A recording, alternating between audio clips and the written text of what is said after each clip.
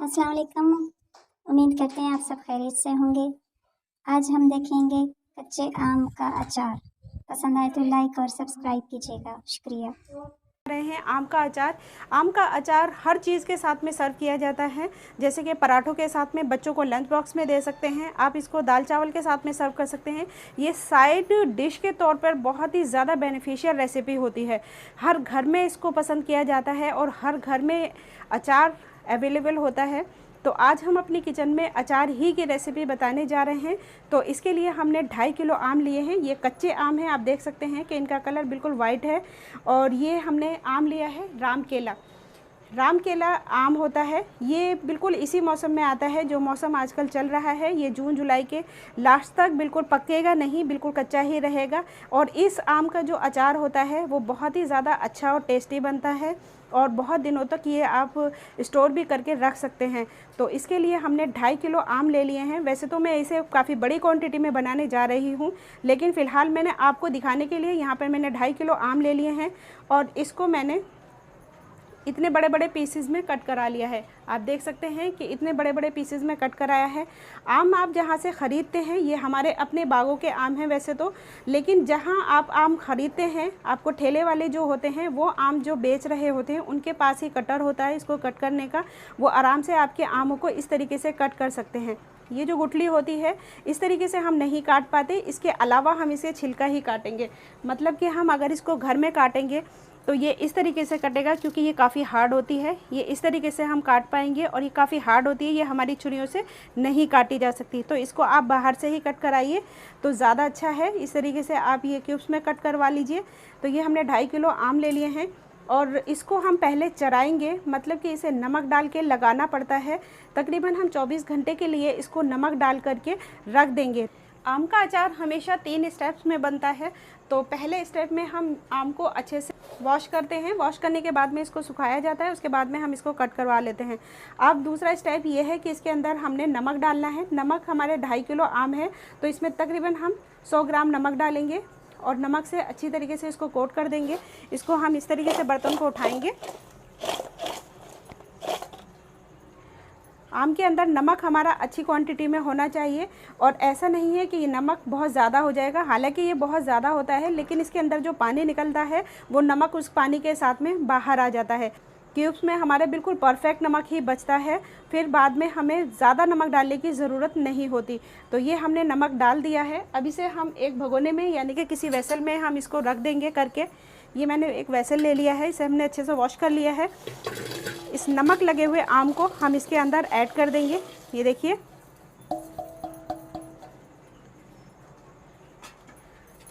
अब हम इस तरीके से आराम से इस बर्तन को डालते हुए, नमक से हमारे जो आम है ये बिल्कुल कोट हो जाने चाहिए, ताकि आम के अंदर जो पानी होता है यानी कि इन क्यूब्स के अंदर जो पानी है वो बिल्कुल नीचे तक आ जाए। बिल्कुल हमारा अच्छी तरीके से नमक कोट हो चुका है। नमक हमारे आम पर इसीलिए अच्छी क्वांटिटी में डाला जाता है ताकि इसके अंदर जो पानी है ज़्यादा से ज़्यादा निकल जाए और आम को हम काफ़ी दिनों तक स्टोर कर पाएँ। तो इसे हम कवर कर देंगे और 24 घंटे के बाद में मैं आपको मसाले वगैरह बाद में दिखाऊंगी। फ़िलहाल तो हमने इसको कवर कर दिया है, 24 घंटे के बाद में दिखाते हैं। आम को सॉल्ट के साथ में रखे हुए तकरीबन 24 घंटे हो चुके हैं। अब आप देख सकते हैं कि ये अपनी क्वांटिटी से ठीक आधा रह गया है और आप इधर देखिए कि इसमें कितना सारा पानी आ गया है। इसी को आम को चराना कहते हैं। इससे क्या होता है कि ये आम में जितना भी पानी था वो हमारे नमक के साथ बाहर आ गया है और ये पानी हमारे लिए अच्छा है कि ये बाहर आ जाता है। अगर ये अचार के साथ में डालेंगे तो अचार के अंदर स्मेल आने लगती है, वो ख़राब जल्दी हो जाता है। तो अब हम क्या करेंगे कि एक बड़ा सा बर्तन लेंगे और उसमें ये पीसेस उठाएंगे। इस तरीके से एक एक करके सारे बाहर निकाल लेंगे और इसको धूप में रख देंगे तकरीबन 1 घंटे के लिए, ताकि इसके अंदर जो नमी है आम के अंदर वो बिल्कुल ख़त्म हो जाए।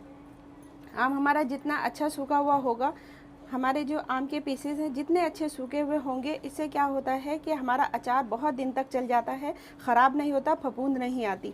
तो इसको हम सुखा लेंगे। अगर आपके यहाँ धूप आती है तो आप इसको धूप में सुखा लीजिए, और अगर आपके यहाँ धूप नहीं आती तो आप इसे पंखे के नीचे रख दीजिए तकरीबन 2 से ढाई घंटे के लिए।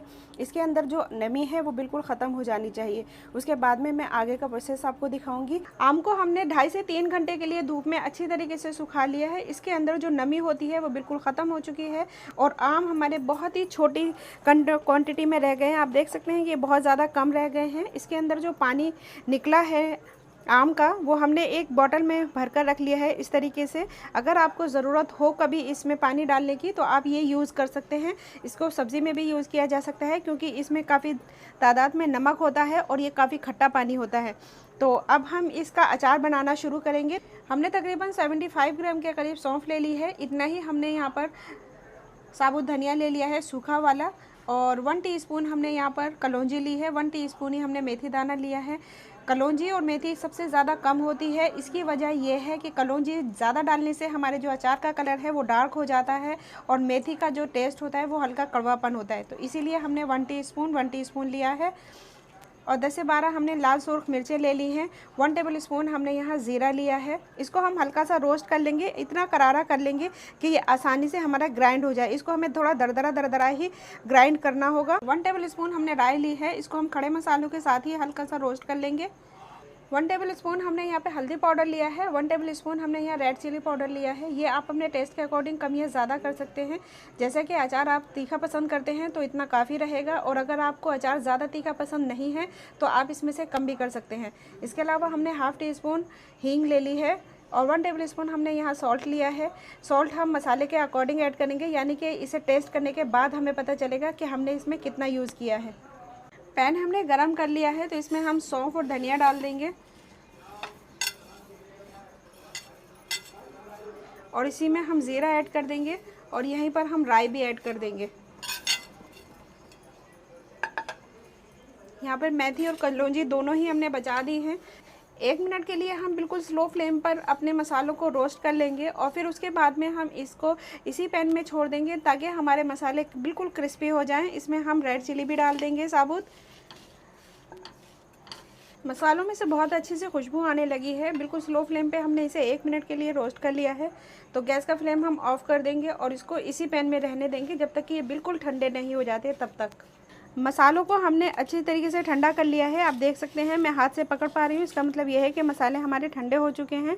अचार में डालने के लिए हमने मस्टर्ड ऑयल लिया है, उसको हमने काफ़ी तेज़ गरम कर लिया। उसके बाद में अब इसको हमने ठंडा करने के लिए रख दिया। इससे क्या होता है कि मस्टर्ड ऑयल में जो झल होती है वो ख़त्म हो जाती है। तो सबसे पहले हम अपने मसालों को थोड़ा सा दरदरा ग्राइंड कर लेंगे। मसालों को हमें ग्राइंड करना है, तो इसे हम मिक्सिंग जार में डाल देंगे। मसालों को हमने ग्राइंड कर लिया है। आप देख सकते हैं कि मसाले हमारे दिखते हुए हैं। हमें इसी तरीके के मसाले चाहिए। अगर आप चाहते हैं कि इसमें बिल्कुल फ़ाइन डालना चाहें तो वो भी डाल सकते हैं, लेकिन मसाले थोड़े से खड़े हुए इस तरीके के होते हैं तो ज़्यादा अच्छा टेस्ट आता है। अब इन सारे मसालों को हम डाल देंगे एक बड़े बर्तन में।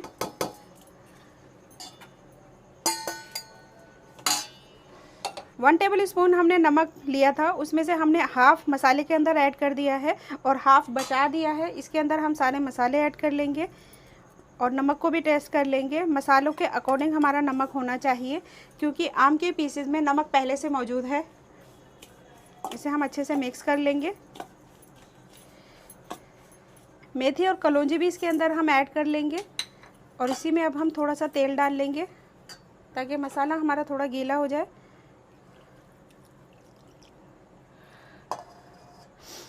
ये तकरीबन मैंने आधा लीटर तेल गरम करके रखा हुआ है। ये देखिए, अब इस मसाले को आप टेस्ट करके देख सकते हैं। नमक यहाँ पर आपको पता चल जाएगा। और इसके अंदर अब हम 2 चम्मच के करीब वही पानी ऐड करेंगे जो आम के अंदर से निकला है।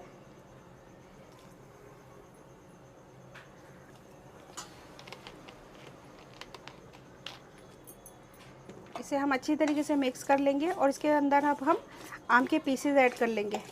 ये मसाले के अंदर डालने से हमारा क्या हुआ कि मसाला अच्छी तरीके से मिल गया। अब इसमें हम ऐड कर लेंगे आम के पीसेस। इसे अच्छी तरीके से मसाले से कोट कर लेंगे सारे पीसेस को।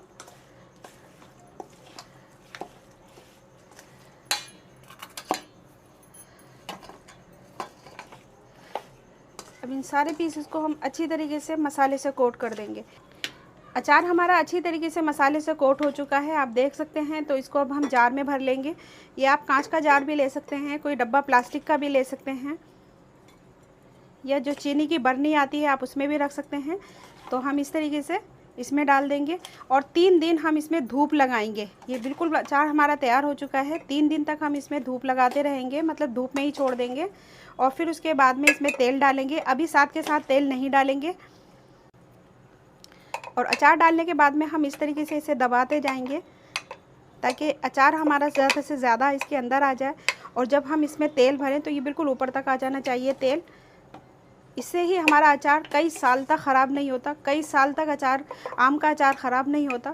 और आम के अचार के बारे में एक बात बहुत ज़्यादा मशहूर है कि अचार जितना पुराना होगा आम का, उतना ही ज़्यादा टेस्टी होगा। तो अचार को आप डालते वक्त बहुत ज़्यादा ख्याल रखिए। अचार को हमने बरनी के अंदर भर लिया है और उसको हमने दबा देंगे। जो बचा हुआ मसाला है वो भी इस तरीके से डाल देंगे और इसे स्पून की मदद से इस तरीके से दबा देंगे। और इसे हम 3 दिन तक धूप में रख के छोड़ेंगे। 3 दिन तक हम इसे धूप में ही रखा रहने देंगे। उसके बाद में इसमें जो बचा हुआ ऑयल है वो ऐड करेंगे। तो मैं 3 दिन के बाद में आपको दिखाती हूँ। इसे हम कवर कर देंगे। कवर करके ही रखना है धूप में। हमने अपने अचार को तकरीबन 5 दिन के लिए छत पर रख दिया, यानी कि अच्छी धूप में रख दिया था। और अचार आप हमारा बिल्कुल देख सकते हैं कि ये खाने के लिए तैयार हो चुका है। और अब ये टेंडर भी हो गया है। बहुत ज़्यादा टेंडर नहीं हुआ है, लेकिन ये टेंडर हो चुका है। ये देखिए, आराम से तोड़ा जा सकता है, लेकिन बहुत ज़्यादा टेंडर नहीं हुआ है। तो इसके अंदर अब हम तेल डाल देंगे। तेल को हमने गरम करके ठंडा कर लिया है। अगर हमें अचार बहुत दिन के लिए रखना होता है तो इसका जो तेल है, मैं आपको अभी बता देती हूँ कि किस तरीके से डालना है। ये तेल हम इसे बिल्कुल ऊपर तक आ जाना चाहिए। और जब भी हम अचार निकालेंगे तो साफ चम्मच होनी चाहिए, सूखी चम्मच होनी चाहिए। और अचार को हम इस तरीके से चम्मच से नीचे के लिए दबा देंगे। और ऑयल हमारा इस तरीके से होना चाहिए जैसे कि अब इसके ऊपर आ गया है। अगर आपको लगे कि ऑयल हमारा कम है तो इसमें और डाल दीजिए, लेकिन ऑयल हमें हमेशा ही इतना होना चाहिए जैसे ये अब ऊपर है। इस तरीके से अगर ऑयल होगा आपका अचार के ऊपर तो अचार कई साल तक भी बिल्कुल ख़राब नहीं होगा। और बस थोड़ा सा ख्याल रखिए कि चम्मच साफ हो, सूखा हो। तो अगर आपको ये रेसिपी पसंद आती है, लाइक और शेयर करें और मेरे चैनल को सब्सक्राइब करना मत भूलिएगा। मैं फिर मिलूंगी इसी तरह की किसी नई रेसिपी के साथ में। तब तक अपना और अपनी फैमिली का ख्याल रखें। अल्लाह हाफ़िज़।